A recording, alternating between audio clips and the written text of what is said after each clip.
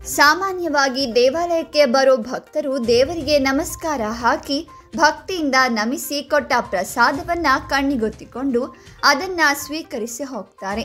ಆದರೆ ಇಲ್ಲೊಬ್ಬ ಆಸ್ತಿಕ ಕಳ್ಳ ದೇವರಿಗೆ ನಮಸ್ಕಾರ ಹಾಕಿ ದೇವರ ವಿಗ್ರಹವನ್ನೇ ಎತ್ತಾಕಿಕೊಂಡು ಹೋಗಿದ್ದಾನೆ.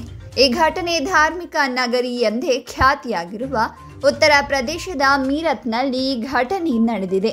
ಈ ಆಸ್ತಿಕ ಕಳ್ಳನ ಕಳ್ಳಾಟ ಸಿಸಿಟಿವಿಯಲ್ಲಿ ದಾಖಲಾಗಿದ್ದು, ಈ ವಿಡಿಯೋ ಸಾಮಾಜಿಕ ಮಾಧ್ಯಮಗಳಲ್ಲಿ ಸಿಕ್ಕಾಪಟ್ಟೆ ವೈರಲ್ ಆಗಿದೆ. ಮೀರತ್ನ ದೇವಾಲಯವೊಂದಕ್ಕೆ ಪ್ರವೇಶಿಸಿದ ಕಳ್ಳ ಅಲ್ಲಿದ್ದ ನಾಗದೇವತೆಯ ವಿಗ್ರಹದ ಮುಂದೆ ಭಕ್ತಿಯಿಂದ ನಮಸ್ಕರಿಸಿದ್ದಾನೆ. ಬಳಿಕ ಸುತ್ತಮುತ್ತಲು ನೋಡಿ ನಾಗದೇವತೆಯ ವಿಗ್ರಹವನ್ನ ಪ್ಲಾಸ್ಟಿಕ್ ಕವರ್ನಲ್ಲಿ ಹಾಕಿಕೊಂಡು ಎಸ್ಕೇಪ್ ಆಗಿದ್ದಾನೆ. ಈ ಘಟನೆ ದೇವಸ್ಥಾನದ ಆವರಣದಲ್ಲಿ ಅಳವಡಿಸಲಾಗಿದ್ದ ಸಿಸಿ ಕ್ಯಾಮೆರಾದಲ್ಲಿ ಸೆರೆಯಾಗಿದ್ದು, ವಿಡಿಯೋವನ್ನಾಧರಿಸಿ ಪೊಲೀಸರು ತನಿಖೆಯನ್ನ ಆರಂಭಿಸಿದ್ದಾರೆ.